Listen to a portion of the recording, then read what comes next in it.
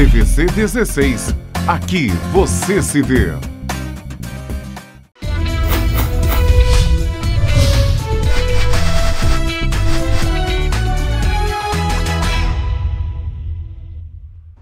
Olá, boa noite. O Notícias do Dia está no ar. Hoje é segunda-feira, 18 de janeiro. E você vai ver nesta edição. Começa a vacinação no estado do Rio de Janeiro e em todo o país. Primeira brasileira a ser vacinada é de São Paulo. Vigilância Sanitária de Petrópolis atua com orientação e repressão nos estabelecimentos. 8 anos da morte de Padre Quinha terá missa em Itaipava. Estoque do Banco de Sangue Santa Teresa está operando com apenas 35% da capacidade.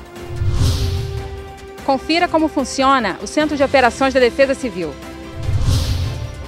Depois de 30 anos, a Associação dos Ambulantes pode fechar por inadimplência. Agora, no Notícias do Dia.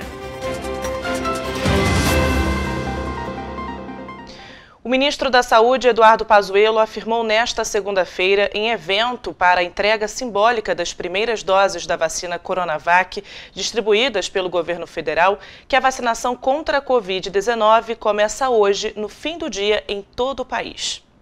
O ministro da Saúde, Eduardo Pazuello, acredita que todos os estados recebam até às 2 horas da tarde as doses da vacina que foram atribuídas a eles, de forma proporcional pelo Ministério da Saúde.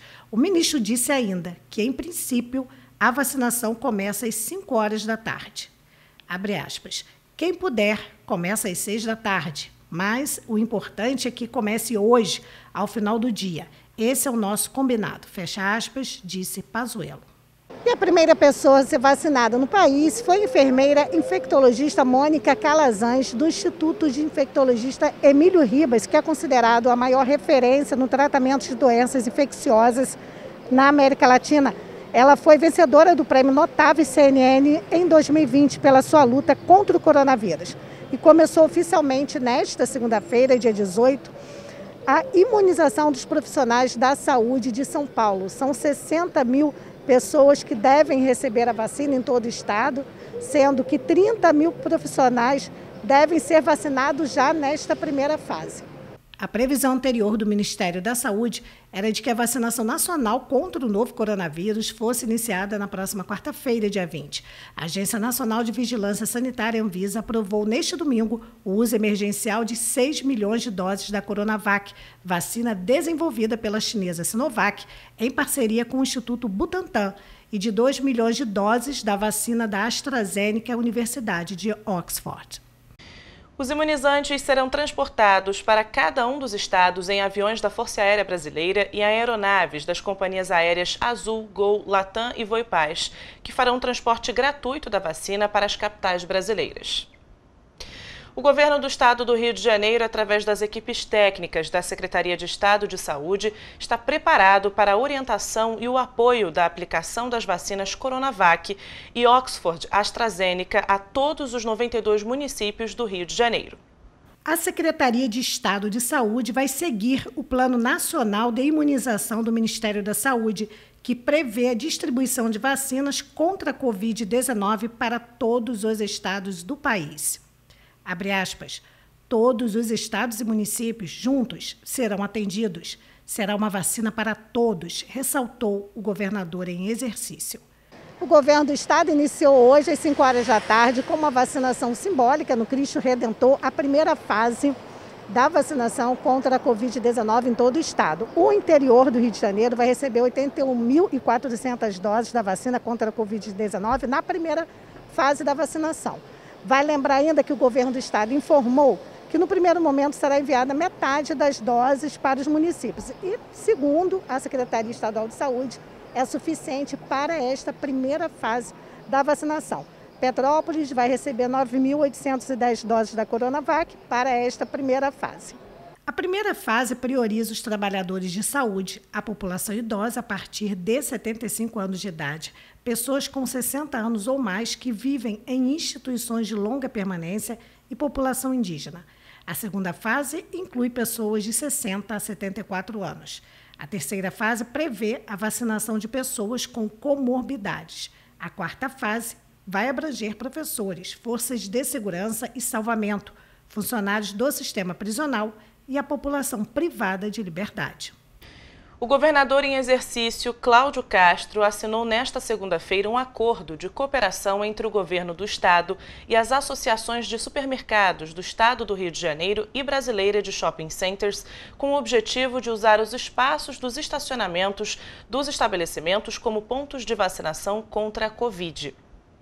E ainda falando sobre a vacinação, o estado do Rio de Janeiro recebeu hoje um lote da Coronavac com mais de 487 doses. Já Petrópolis vai receber neste primeiro momento mais de 9.600 doses. Petrópolis vai receber nesta terça-feira as primeiras 4.678 doses da vacina contra o coronavírus. A informação foi confirmada pelo prefeito interino Ingo Rames e pelo secretário municipal de saúde Aloísio Barbosa da Silva Filho, após uma reunião com representantes do governo do estado. Os primeiros a serem imunizados serão os profissionais de saúde que atuam na linha de frente no combate à Covid-19, além de idosos com mais de 60 anos asilados e pessoas com deficiência maiores de 18 anos, residentes em instituições inclusivas. A vacinação neste primeiro momento será volante, com início nesta quarta-feira. Além disso, o governo do estado deverá entregar em 3 ou 4 semanas os lotes com a segunda dose da vacina para este primeiro grupo. Neste primeiro momento, a quantidade de doses entregue será suficiente para imunizar 16% do total previsto, dentro da primeira fase da campanha de imunização. O prefeito lembrou ainda que a decisão do Ministério da Saúde de comprar todas as doses inviabiliza a compra direta da vacina pelos municípios. Toda a produção do laboratório Sinovac Butantan foi adquirida pelo governo federal, que fará a distribuição para o país. O Banco de Sangue do Santa Teresa no Bingen precisa urgente da sua doação. Cada doação pode salvar até 4 vidas.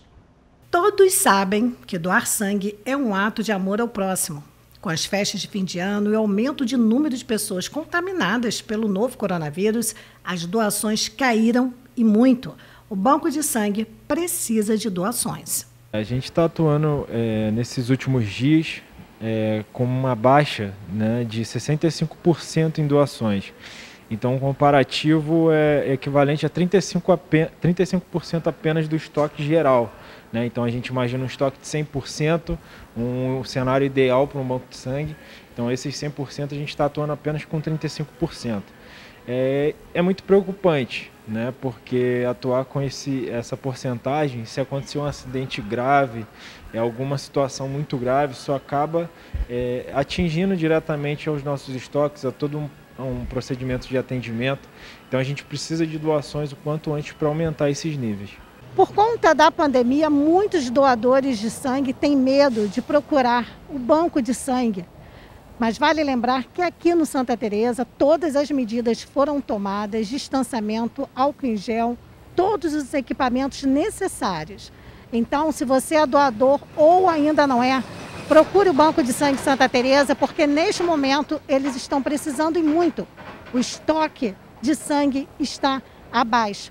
A queda foi de 65%. A gente tem feito campanhas, né, faz campanhas tanto de time quanto campanhas com instituições religiosas. E atualmente a gente está com a campanha do Botafogo, né, que visa mobilizar os torcedores do Botafogo a virem doar, que é o nome da campanha Bota Sangue. Não só os torcedores do Botafogo, mas também quem gosta, quem curte aí o futebol e quer vir fazer a doação, tem um brindezinho para o doador no final da doação. E também a gente agora começou uma campanha com a Igreja Metodista, né? Então toda a Igreja Metodista de Petrópolis, para fora de Petrópolis, se quiserem vir participar, é só vir e dar o nome no momento do cadastro na recepção. A nossa ideia é mobilizar a esses grupos para fazerem a doação e fazerem a diferença. E também, ultimamente, a gente tem soltado alertas às pessoas pelo WhatsApp, né, e também por SMS, para que venham fazer a doação. Né? Então, deixo aí de alerta para o público de casa, se recebeu o SMS, se recebeu o WhatsApp, venha o quanto antes. Porque quando a gente utiliza dessa ferramenta é porque a situação está bem crítica.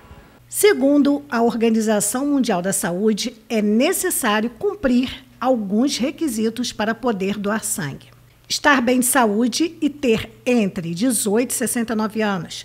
Jovens a partir dos 16 anos já podem doar, caso tenham autorização do responsável. Não estar em jejum. Ter dormido pelo menos 6 horas nas últimas 24 horas. Pesar mais de 50 quilos. Não ter feito cirurgia de grande porte há menos de 6 meses e de pequeno porte há menos de 3 meses. Não ter feito tratamento dentário há menos de 7 dias. Não estar grávida ou amamentando. Mães que amamentam devem aguardar a criança completar 12 meses de vida. Em caso de parto normal, aguardar 3 meses. Se cesariana, aguardar 6 meses. Não estar gripado ou ter tido febre nos últimos 7 dias. Não ter diabetes, cardiopatia e nem ter contraído hepatite após os 11 anos de idade. Caso tenha tomado vacina contra a gripe, deve-se aguardar 48 horas. As demais vacinas com bactérias e vírus vivos, por exemplo, sarampo e febre amarela, deve-se aguardar 4 semanas. Não ter doado sangue há menos de 60 dias homens e 90 dias mulheres. Não ter tido comportamento de risco para contaminação pelo HIV. Não ter ingerido álcool nas 12 horas antes da doação. Não ter feito uso de drogas injetáveis ilícitas. Não ter feito piercing, acupuntura ou tatuagem há menos de 12 meses. Não ter feito endoscopia ou colonoscopia nos últimos 6 meses. O Banco de Sangue Santa Teresa está localizado na rua Doutor Paulo Hervé, 1130, no Bingen, e funciona todos os dias, das 7 horas da manhã às 6 da tarde, inclusive nos feriados. O contato é o 2245-2324 ou pelo WhatsApp 99269-4355. Lembrando que o estacionamento é gratuito e fica na rua Doutor Paulo Hervé, 1375, no Shopping Badia. E você vai ver depois do intervalo. Vigilância Sanitária de Petrópolis atua com orientação e repressão nos estabelecimentos. Confira como funciona o Centro de Operações da Defesa Civil.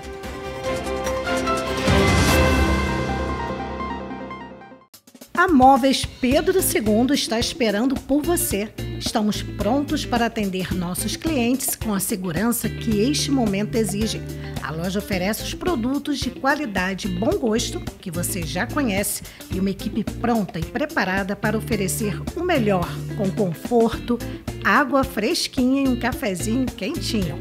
Móveis Pedro II, a loja que você conhece e confia. Shopping Pedro II, no centro de Petrópolis. A Feirinha de Itaipava abriu as portas e está esperando por você. Preparamos tudo para recebê-lo com toda a segurança que este momento exige. Tudo vai passar.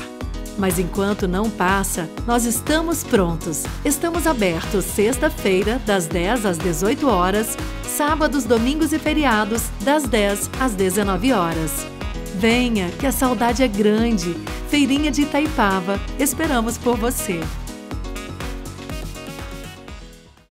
Caminhada Móveis, com mais espaço e conforto para suas compras. A Caminhada espera você com um cafezinho fresquinho e mobiliário completo para seu lar. Dormitórios, colchões, estofados, sala de jantar, mesas, copa, cozinhas, home theater e muito mais. Venha conferir tudo isto em mais de 1.000 metros quadrados, com atendimento de excelência e pontualidade na entrega. Caminhada Móveis, tradicional em bom gosto e qualidade. Rua Paulo Barbosa, 92, Petrópolis.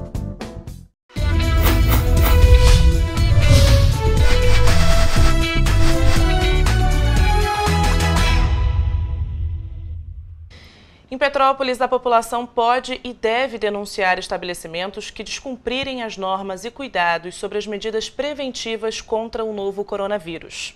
A Vigilância Sanitária de Petrópolis abriu um canal para receber denúncias de estabelecimentos que estiverem descumprindo as orientações sanitárias de combate ao novo coronavírus.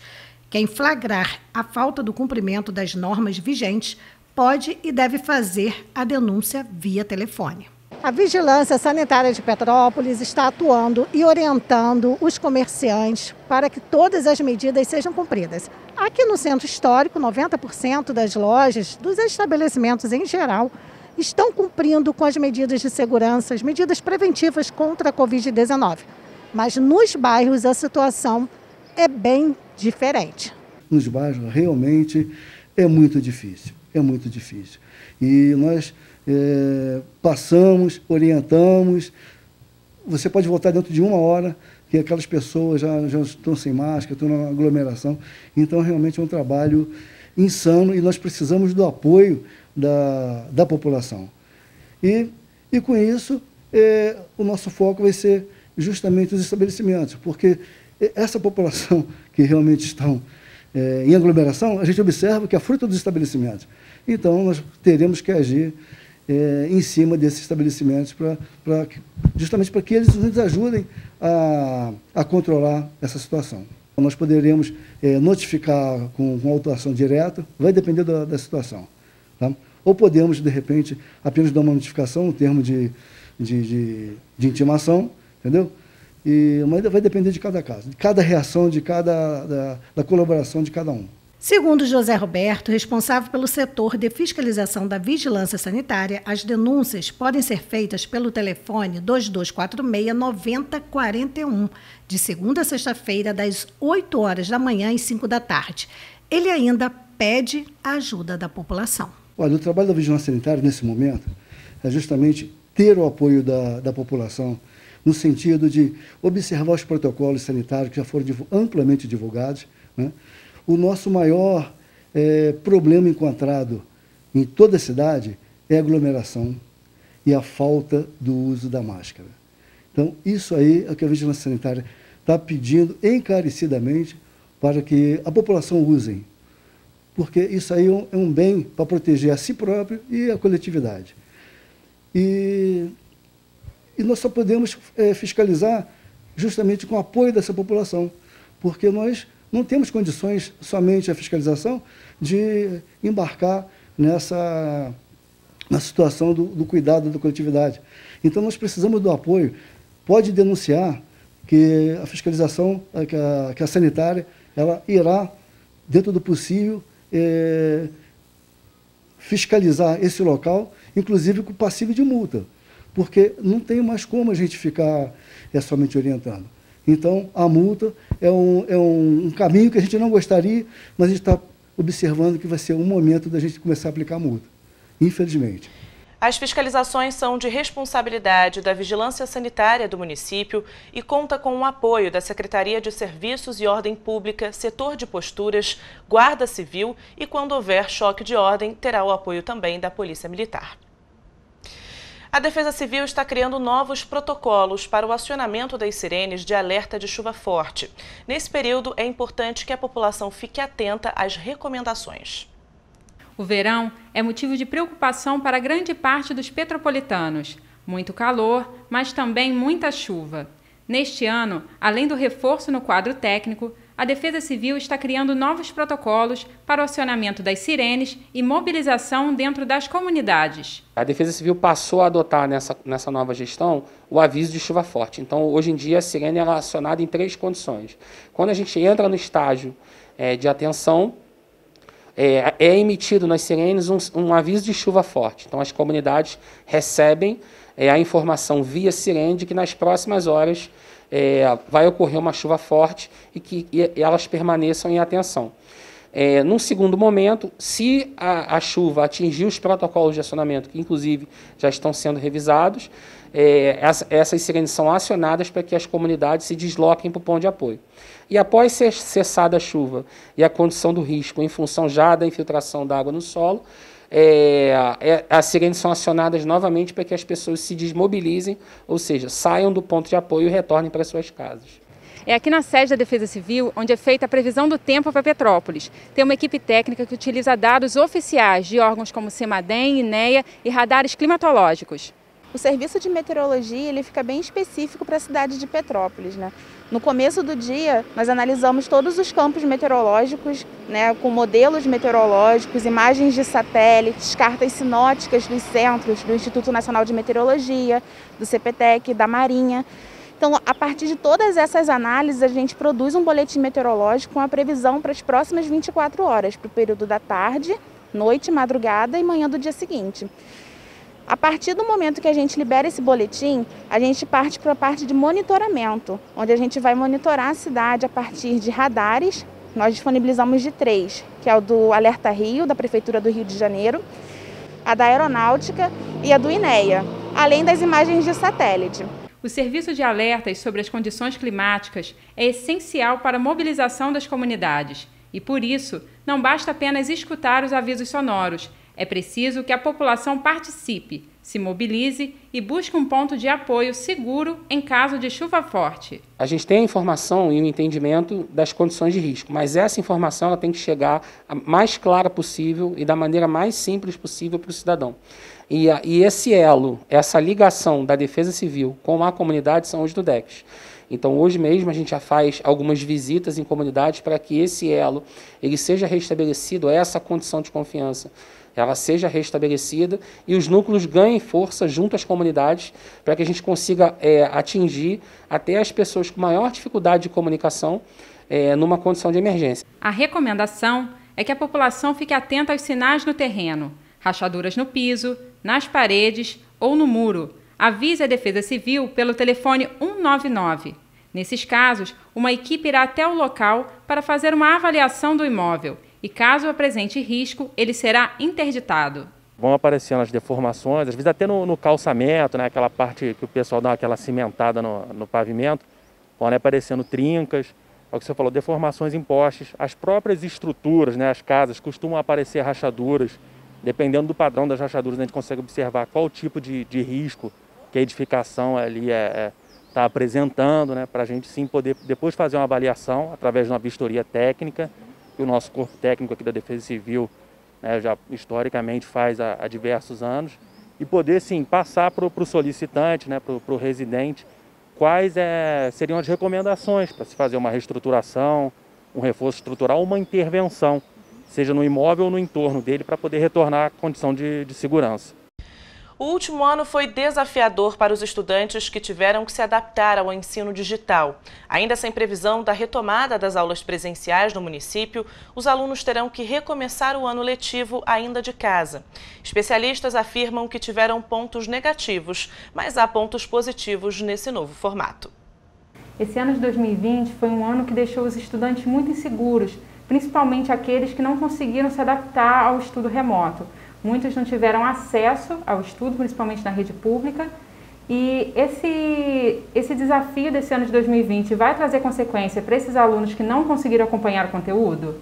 Até 2019, as pessoas se deslocavam até a universidade, elas pegavam um ônibus, um carro e iam até a universidade. Em 2020, nós tivemos toda essa disrupção por conta da pandemia e a universidade teve que ir até o estudante.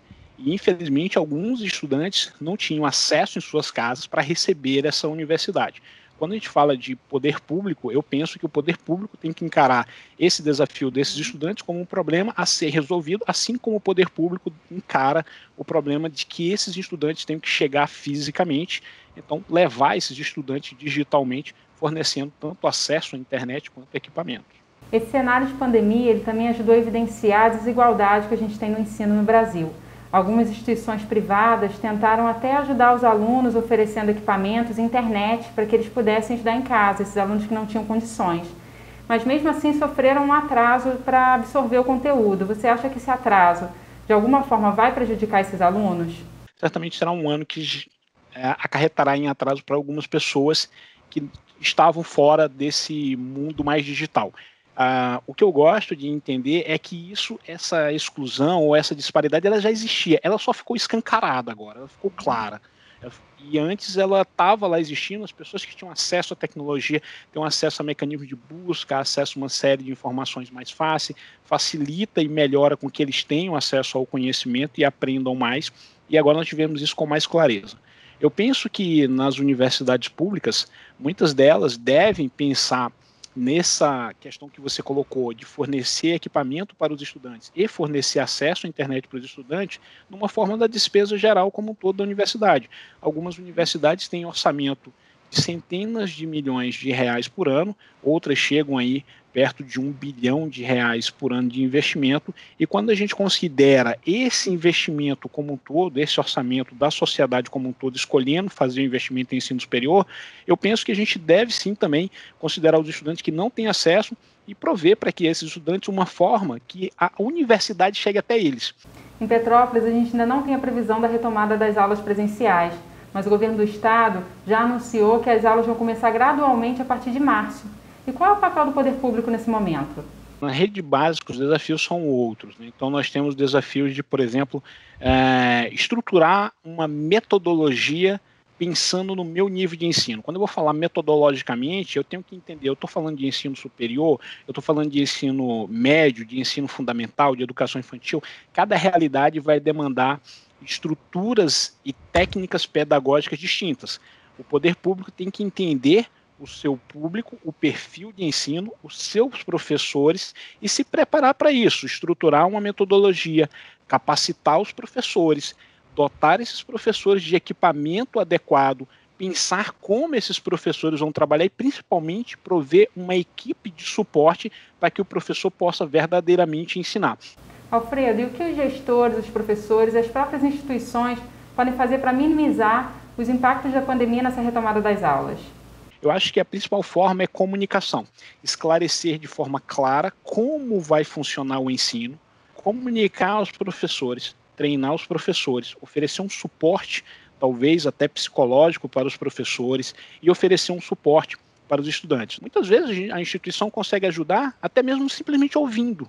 Ouvir já ajuda muito, resolve grande parte do problema. E eu penso que a instituição ela deve ter canais claros para ouvir o estudante, ouvir a família e ouvir o professor. Entender os desafios que essa pessoa está passando, seja para estudar ou para ensinar, e prover ali mecanismos que possam fazer com que o professor ensine melhor e que o estudante aprenda mais. E você vai ver depois do intervalo. Depois de 30 anos, a Associação dos Ambulantes pode fechar por inadimplência.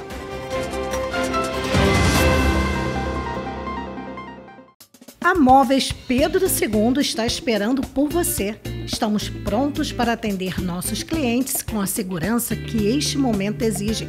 A loja oferece os produtos de qualidade e bom gosto, que você já conhece, e uma equipe pronta e preparada para oferecer o melhor, com conforto, água fresquinha e um cafezinho quentinho. Móveis Pedro II, a loja que você conhece e confia. Shopping Pedro II, no centro de Petrópolis. A Feirinha de Itaipava abriu as portas e está esperando por você. Preparamos tudo para recebê-lo com toda a segurança que este momento exige. Tudo vai passar. Mas enquanto não passa, nós estamos prontos. Estamos abertos sexta-feira, das 10 às 18 horas, sábados, domingos e feriados, das 10 às 19 horas. Venha, que a saudade é grande. Feirinha de Itaipava, esperamos por você. Caminhada Móveis, com mais espaço e conforto para suas compras. A Caminhada espera você com um cafezinho fresquinho e mobiliário completo para seu lar. Dormitórios, colchões, estofados, sala de jantar, mesas, copa, cozinhas, home theater e muito mais. Venha conferir tudo isto em mais de 1.000 metros quadrados, com atendimento de excelência e pontualidade na entrega. Caminhada Móveis, tradicional em bom gosto e qualidade. Rua Paulo Barbosa, 92, Petrópolis.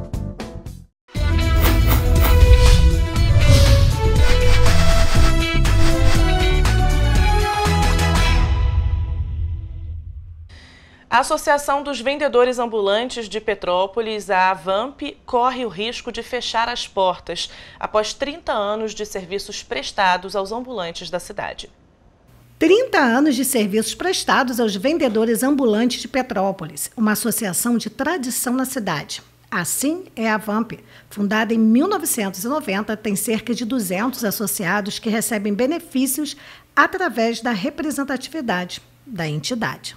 A Associação dos Vendedores Ambulantes e Mercadores de Petrópolis, a AVAMP, existe há 30 anos e corre o risco de ser fechada.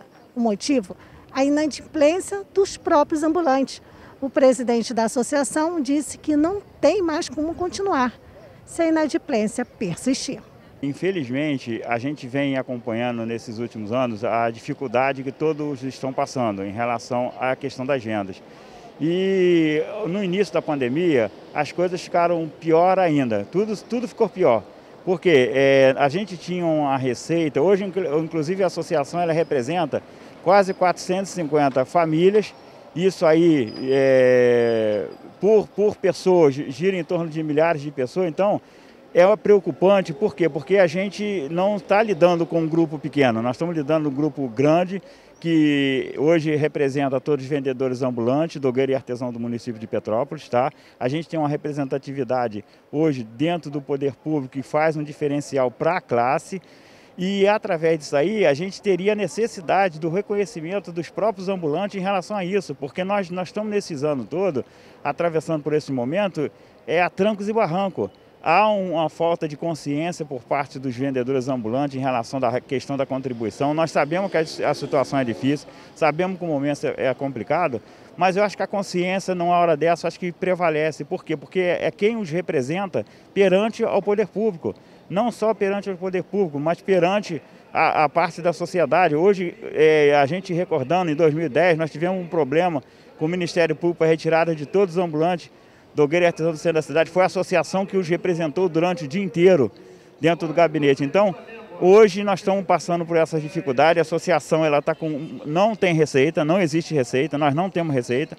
Os ambulantes deixaram de fazer a sua contribuição e não eram todos que faziam essa contribuição, porque eles se associaram e automaticamente poucos estavam colaborando pelas dificuldades, mas a gente estava dando para segurar. Só que agora, infelizmente, nós chegamos no limite de, se nós não conseguirmos conscientizarmos os ambulantes dessa situação, infelizmente nós temos que paralisar. Isso é uma coisa muito complicada, isso é uma coisa que vai ter um reflexo muito ruim para todos, porque nós estamos falando de centenas de famílias, nós não estamos falando de uma única família, estamos falando de centenas de famílias.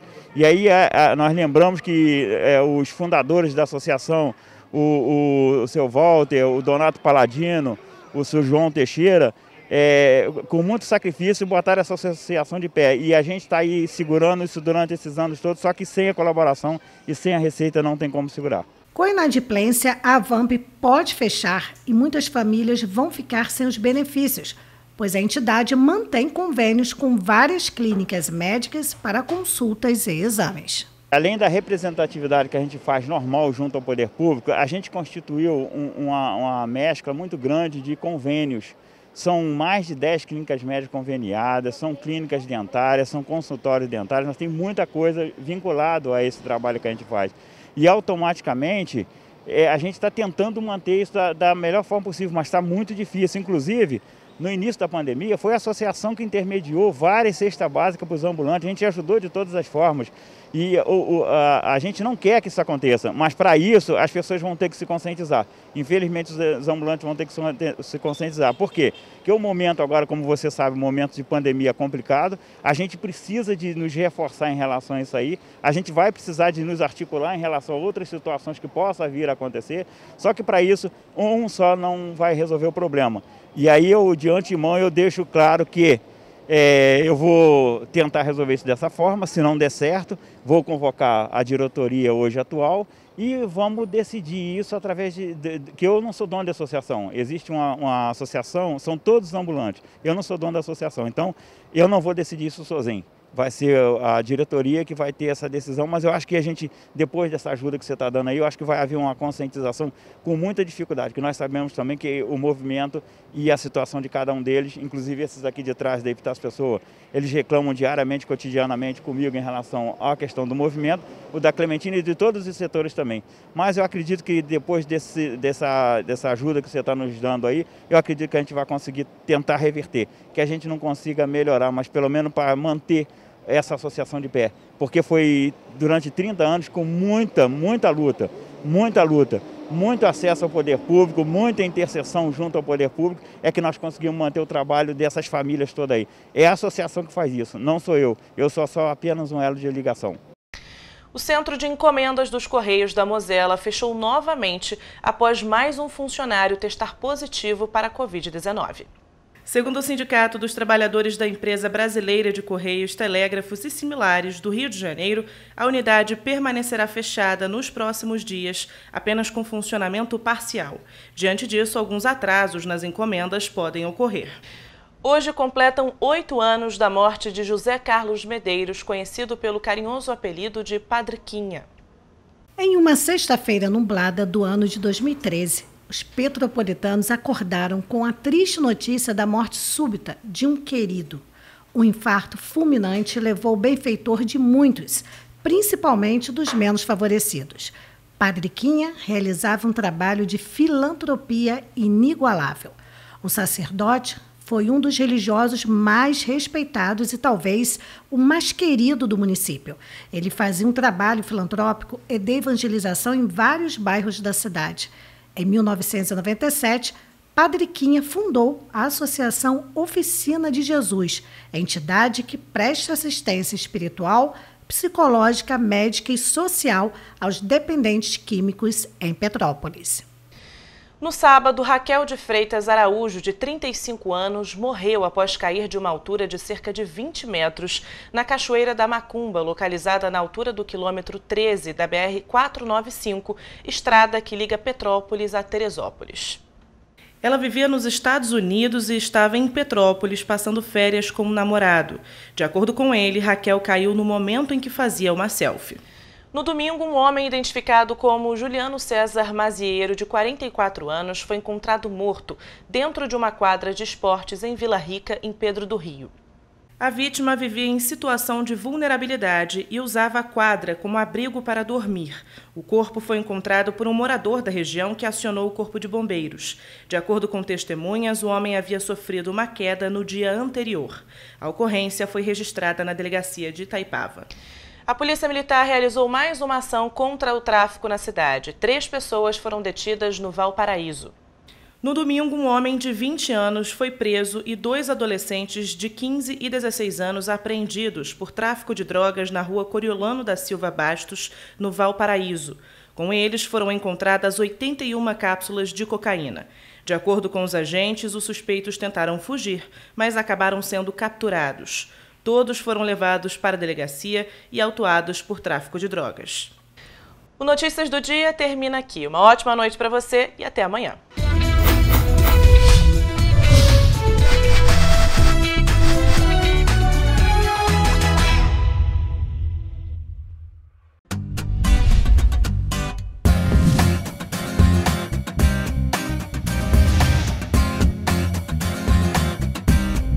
TVC 16. Aqui você se vê.